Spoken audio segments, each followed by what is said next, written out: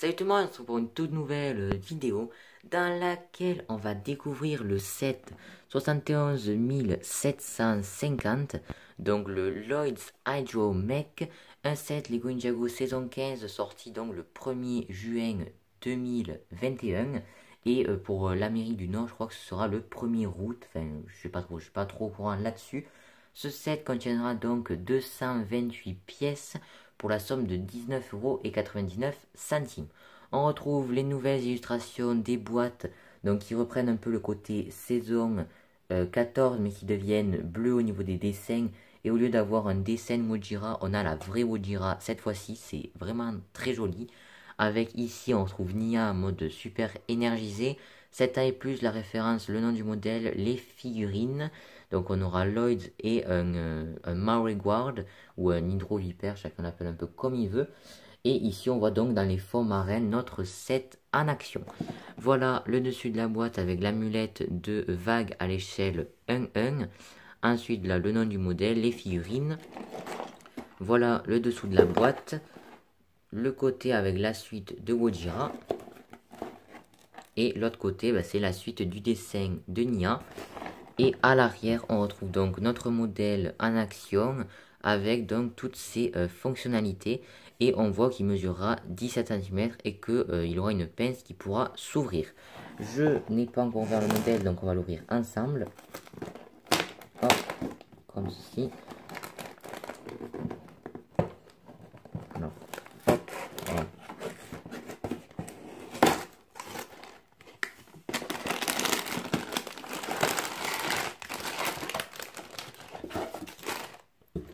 Comme ceci. Donc on aura une petite planche de stickers comme ceci. Voilà. Le mode d'emploi donc qui aura une image de cette face là, donc la même image que la boîte avec le QR code pour avoir les instructions en ligne. En revanche, pour avoir les instructions, il faut donc retourner le manuel puisqu'il sera dans ce sens là, donc à la verticale. Hop, donc on voit un petit peu toutes les étapes de construction. Et pour avoir le modèle fini, il nous faudra 99 étapes. Et ensuite, du coup, à la fin, on trouve une petite page de pub pour les autres modèles de la saison 15. Hop, donc lui arrivera très bientôt en review également sur la chaîne. Ici, une petite pub Rebuild the World. Et ici, la liste des pièces avec la gagne. Et on aura donc un premier sachet, donc dans lequel on aura Lloyd, et un second sachet dans lequel on aura cette fois-ci le serpent. En tout cas, moi, je monte tout ça et on se retrouve tout à l'heure. Ok, donc voilà le set une fois construit et donc on est tout de suite parti pour découvrir les figurines. Ok, donc la première figurine, ce sera Hydro Lloyd.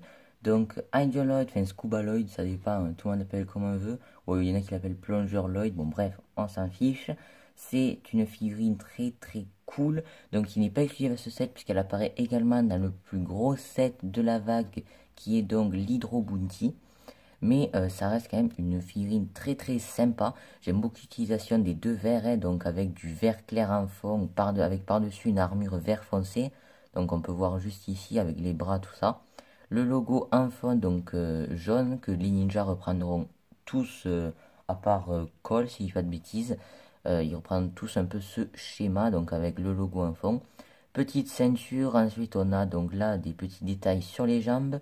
Il aura comme arme un petit katana gris, hein, donc que je vais retirer pour le moment. Mais ce qui est le plus intéressant, c'est donc son équipement, hein, puisque comme vous pouvez le voir, il porte une bouteille d'oxygène. Et ça, c'est une pièce très très intéressante, hein, donc je vais enlever un petit peu tout ça. Je vais complètement déséquiper notre petit Lloyd. Hop, donc comme ceci. C'est une pièce impressionnante tout simplement parce qu'elle fera combo ceinture plus fourreau d'épée. Alors je sais pas si c'est très prudent de faire un trou dans sa bonbonne d'oxygène, mais bon, hein, je pense que les ninjas sont professionnels. Et on aura aussi donc la partie tuyau donc qui vient accueillir la tête, donc comme ceci. Et donc tout ça, alors je vous montre rapidement l'arrière du torse de Lloyd parce qu'on ne pourra pas le revoir ensuite. Donc voilà, on voit que la tenue est fermée. en fait, ça vient se placer du coup entre les jambes, hein, donc au niveau de la ceinture. Ensuite, on remet notre torse, comme ceci. Voilà. Ensuite, on met ça sur l'endroit où on met la tête. Puis, on vient mettre la tête. Donc, c'est la tête du film.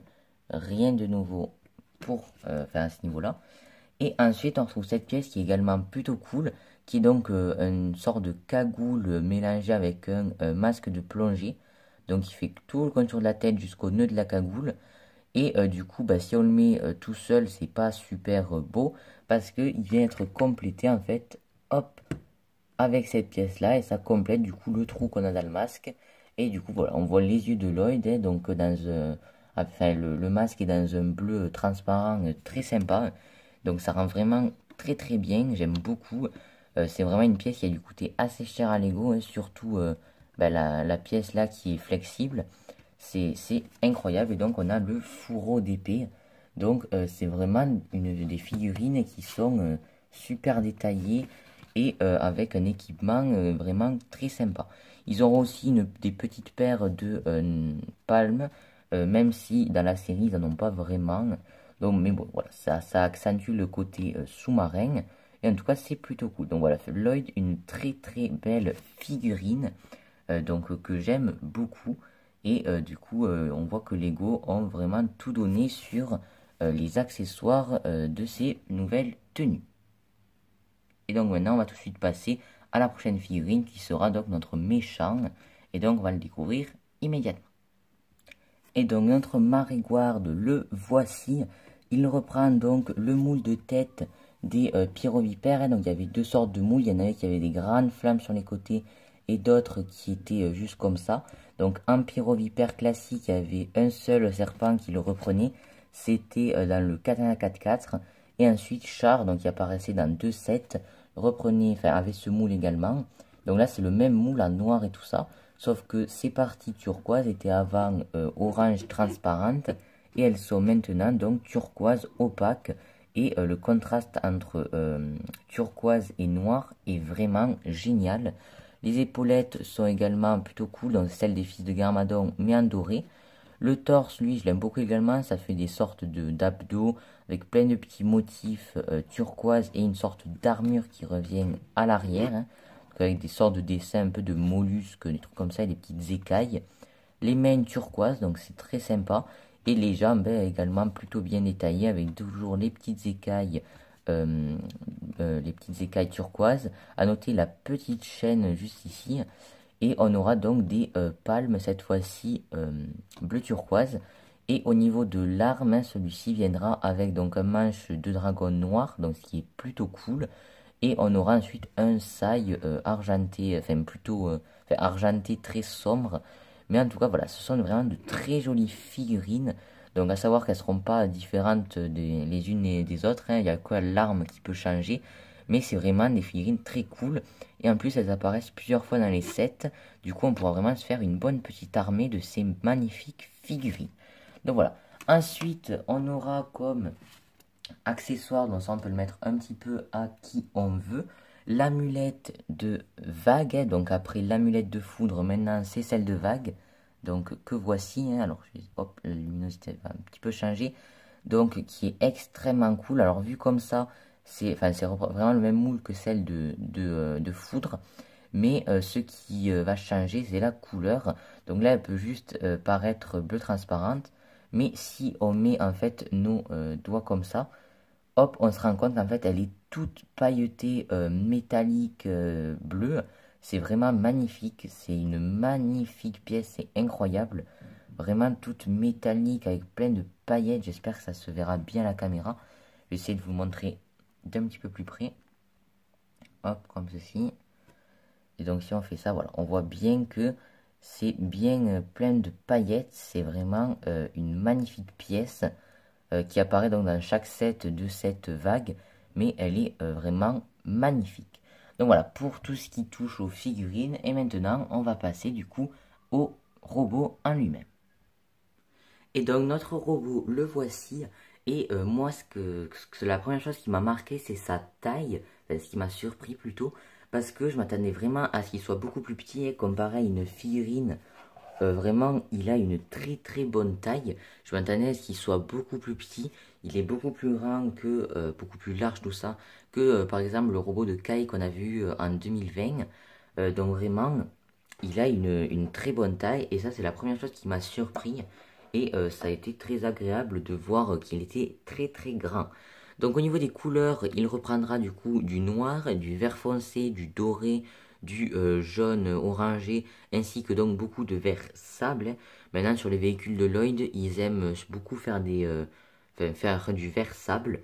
C'est vrai qu'en ce moment il y en a beaucoup. On a eu la moto en mars, on a eu sa moto qui était également vert sable. Donc voilà. Ensuite, donc, il aura vraiment ce côté asymétrique que j'aime beaucoup, donc avec une très grosse épaulette ici, la main est différente, les jambes, non, ça changera pas trop, mais voilà, c'est très très cool. Donc, en termes de jambes, elles seront vraiment bien pensées, tout simplement parce que pour gagner, par exemple, des pièces, quoi, ici, ils n'ont pas détaillé, et à la place, ils ont fait cette jupe, donc pour cacher.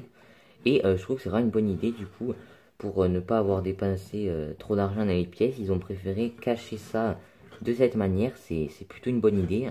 Ensuite, bon là, certaines personnes pourront trouver moche ces barres techniques, bon moi ça me gêne pas trop. Donc avec ici des sortes de grosses cuisses métalliques, tout ça, très cool. Les pieds eux sont assez simples mais rendent plutôt bien, comme ceci. Ensuite, au niveau des bras, on aura, bon les articulations on en parlera après, on aura quelque chose d'assez fin à ce niveau, avec ensuite des gros avant-bras on va dire, hop, donc comme ceci, et ensuite une toute petite main, donc qui peut pivoter, et un gros katana, donc avec un très long manche et tout, avec un petit froufrou tout ça, donc assez sympa. Donc d'ailleurs le katana est tombé, bon c'est pas grave, je vais le mettre de côté pour le moment, donc c'est plutôt cool. L'épaulette, elle sera articulée aussi. Donc il reprend la même pièce que sur la jupe. Et écoutez, ça rend plutôt bien. Hein, avec ces petites parties qui viennent cacher l'articulation. Et l'autre côté, du coup, on aura une pince cette fois-ci. Donc avec les mêmes articulations. Et on aura une coque de bateau, il me semble. Au début, je croyais que c'était un cockpit d'avion. Mais au final, c'est bien une coque de bateau. Donc, qui aura un petit phare. Ça, je trouve que c'est un détail plutôt cool. Ça fait vraiment robot pour explorer les fonds marins et tout ça. Le petit phare. Donc, c'est très très sympa. Avec à l'arrière, bon, pas super détaillé, mais on a quand même ça. Hein, une sorte de bonbonne d'oxygène pour le robot. Avec ce petit tuyau, donc, qui revient juste ici. Donc voilà, ensuite on aura du stickers là, là. Voilà, un petit peu partout. Ainsi que donc sur le cockpit, on aura donc voilà le petit tuyau qui servira de fourreau pour l'épée. Donc ça je l'ai pas encore testé de mon côté, mais oui ça marche, donc comme ceci. Voilà, ça fait un petit fourreau de rangement. Donc c'est assez simple, mais c'est plutôt cool. Ça sert qu'on puisse ranger l'arme du robot sur le robot. Et ensuite du coup au niveau du cockpit on reprendra, enfin ce sera en plusieurs parties, il y aura cette partie d'abord qui se déplie comme ça. Et ensuite pour la pièce de vitre, ce sera celle qu'on nous aura teasée avec le Boulder Blaster en début d'année. Mais cette fois-ci le transparent est bleuté alors qu'il était totalement transparent sur le Boulder Blaster. Mais cette fois-ci ça prend vraiment tout son sens parce qu'on a cette forme de scaphandre et tout ça. Et c'est plutôt cool. Alors c'est pas à 100% waterproof, hein, comme certains s'amusent à le dire. Le ninja peut clairement se noyer s'il ne porte pas sa tenue.